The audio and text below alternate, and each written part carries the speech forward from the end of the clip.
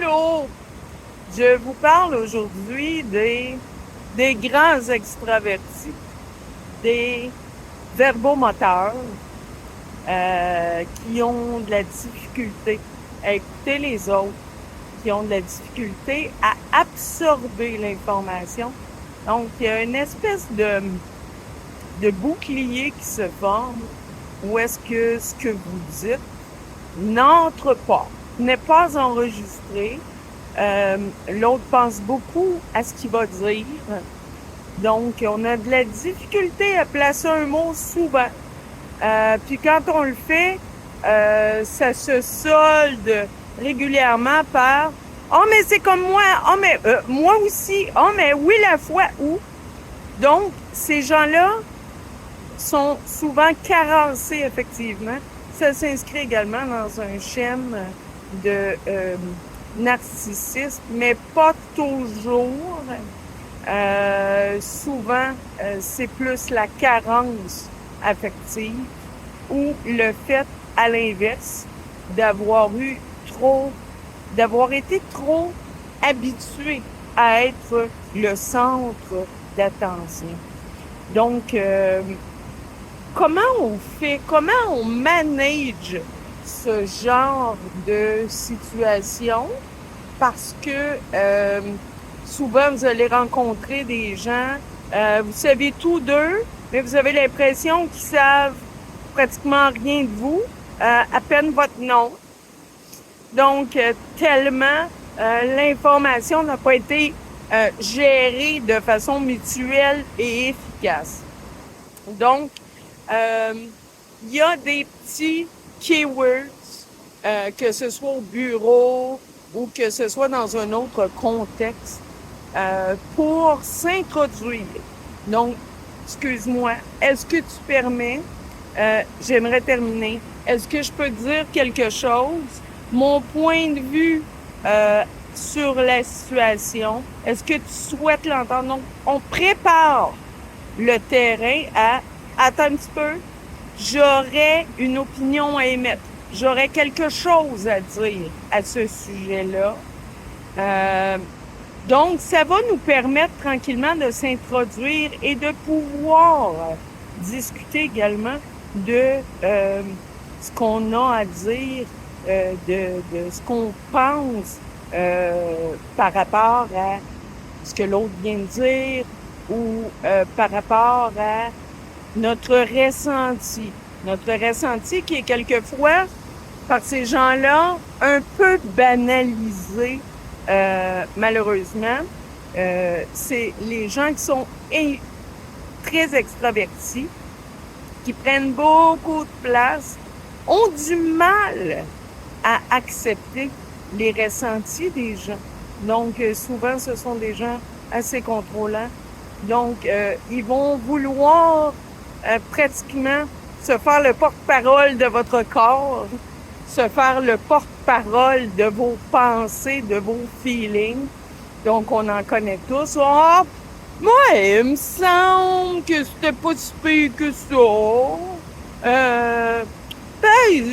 Selon moi, c'était une bonne personne pour toi.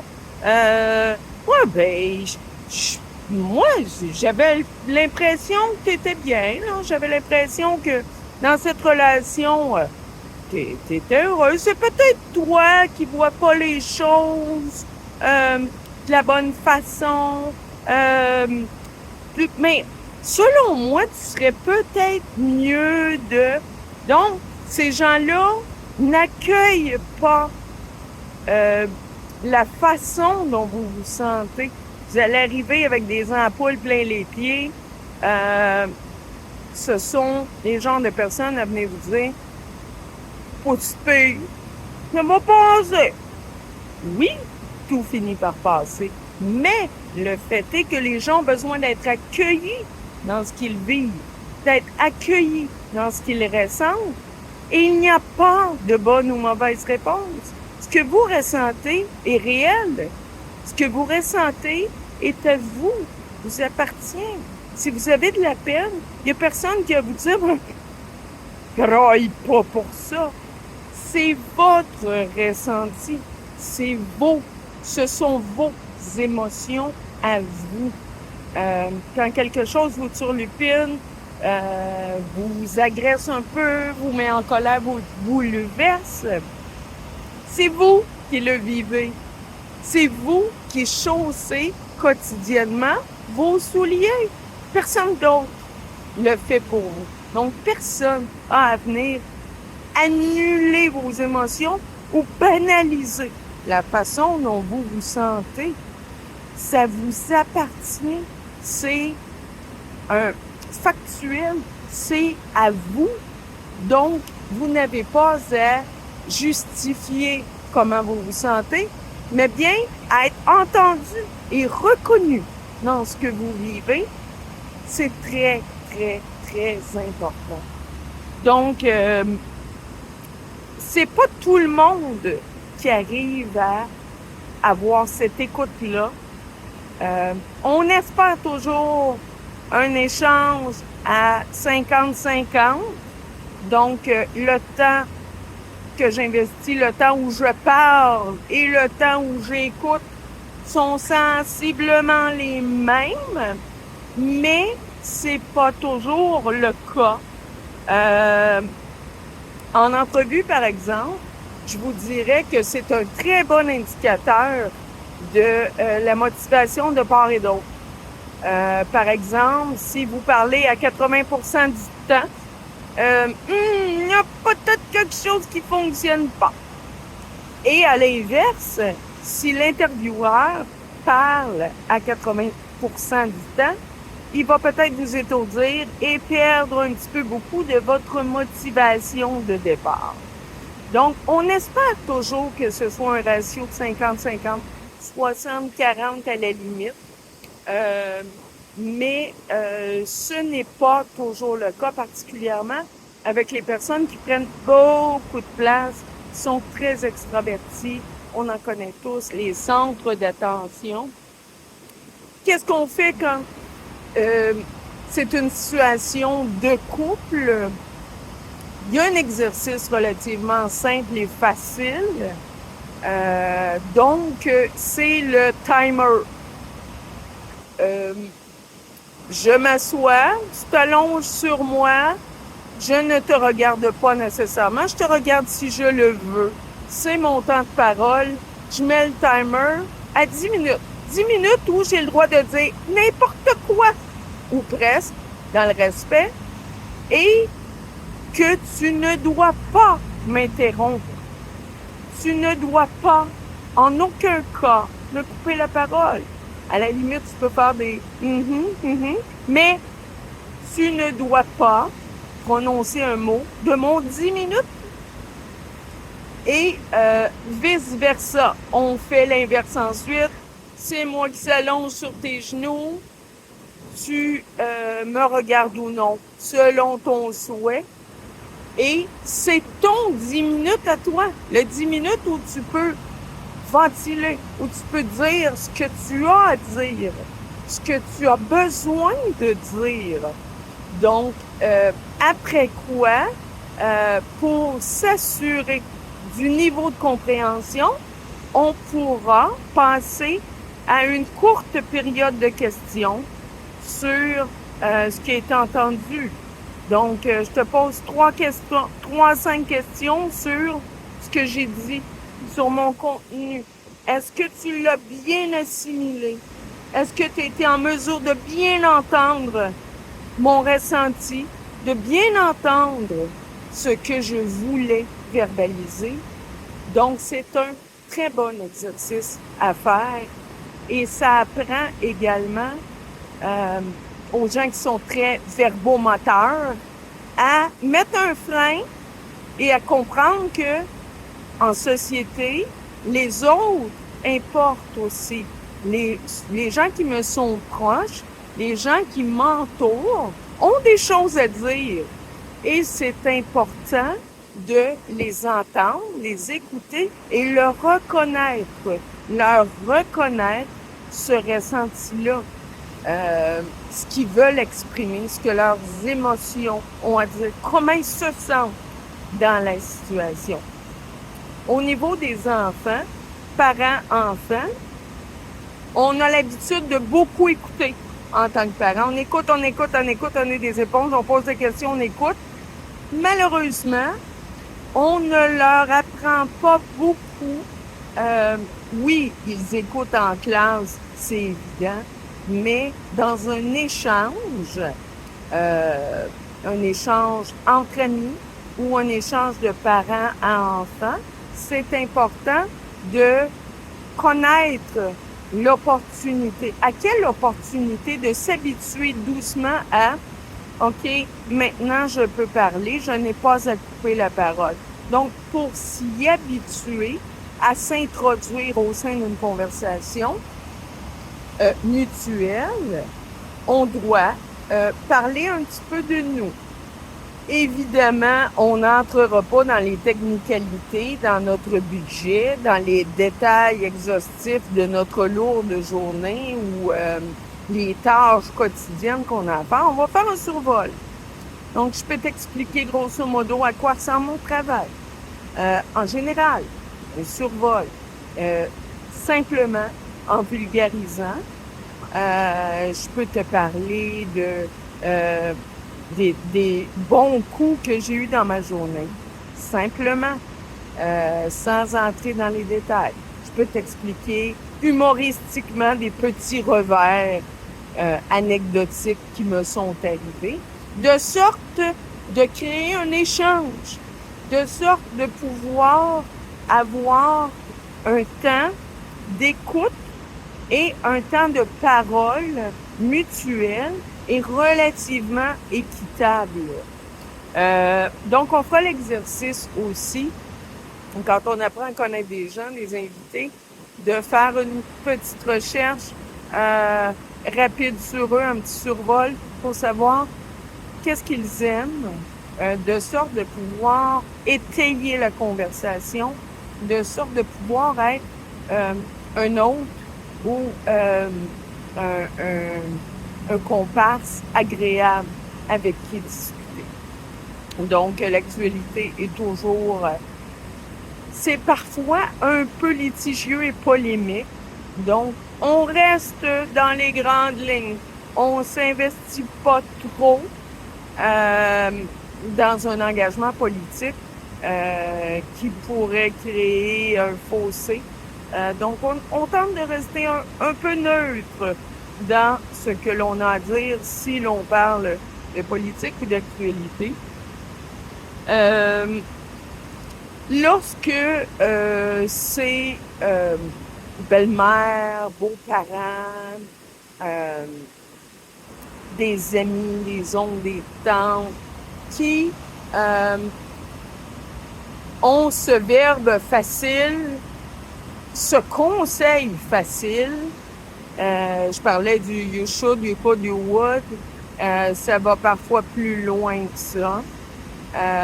On a parfois l'impression que les enfants qu'on a mis au monde sont les leurs. Tellement ils s'immiscent dans notre quotidien. Il y a des facteurs à ça. Une des causes, c'est lorsque l'un des enfants, qui en fait est maintenant parent, n'a pas vraiment coupé le cordon. Donc, quelqu'un qui téléphone à sa mère ou à son père 2, 3 et 4 fois par jour ou à une bonne fréquence journalière n'a pas coupé le cordon, ne s'assume pas en tant qu'individu. Donc, je dis pas qu'il faut couper les liens complètement. Ce que je tente d'exprimer, c'est que il est important de créer une distance, si minime soit-elle, pour signifier « je m'assume, je n'ai pas besoin de béquilles, je suis autonome, je gère très bien ma vie. Tes conseils, c'est un choix que je ferai et qui m'appartiendra ultimement. Ce ne seront pas tes choix, parce que il est de ces gens qui sont très contrôlants,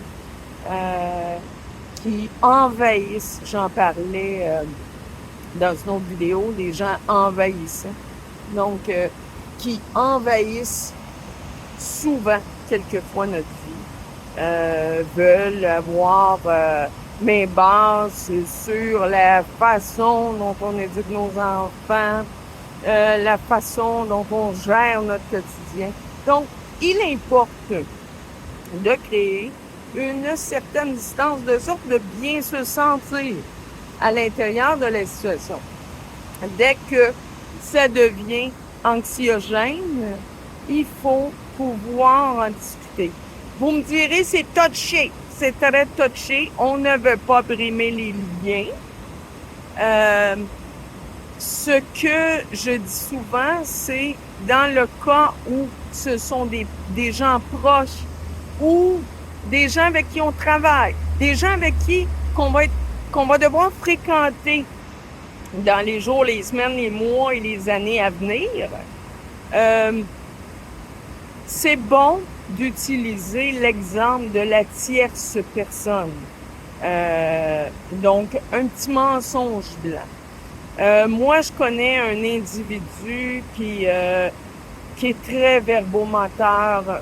Moi, ces gens-là, c'est désagréable. Là. Il y a un de mes collègues qui s'immisce dans ma vie.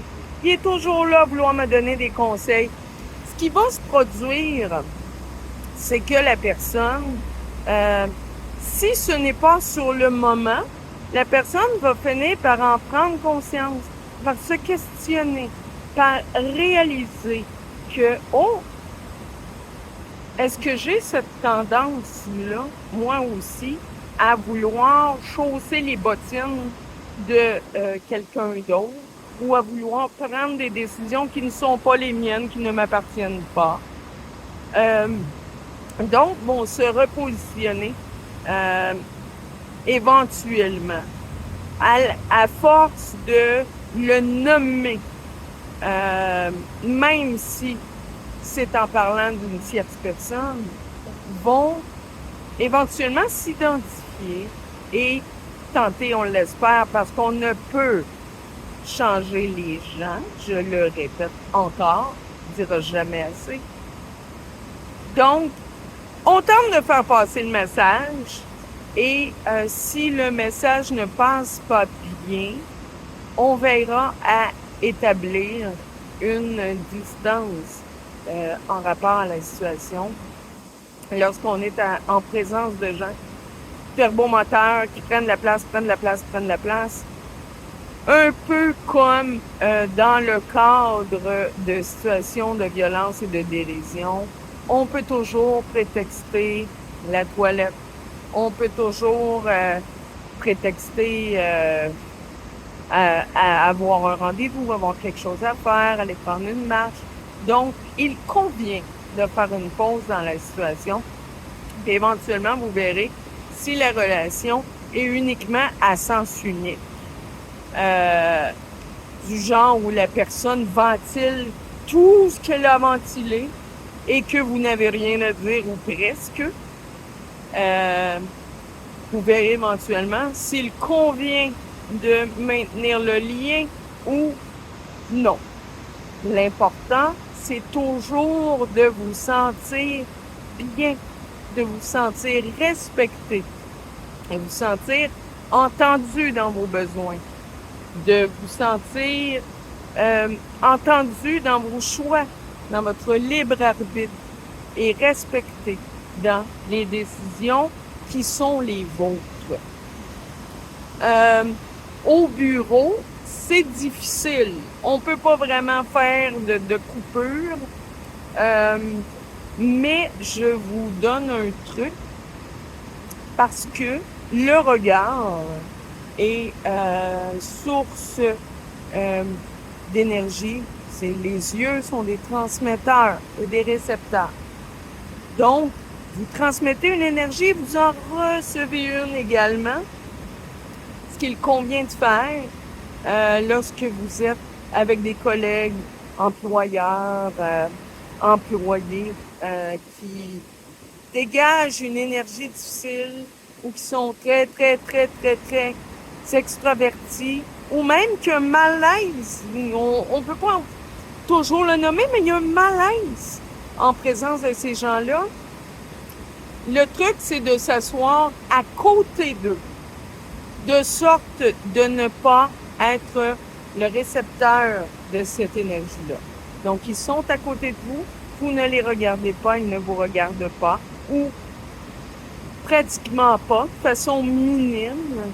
Ça évite une transmission d'énergie que vous ne voulez pas.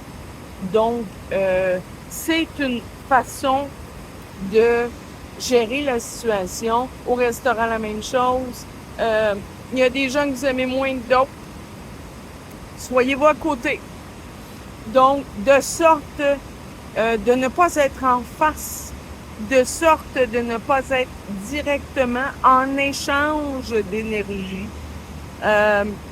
énergie qui ne vous convienne probablement pas.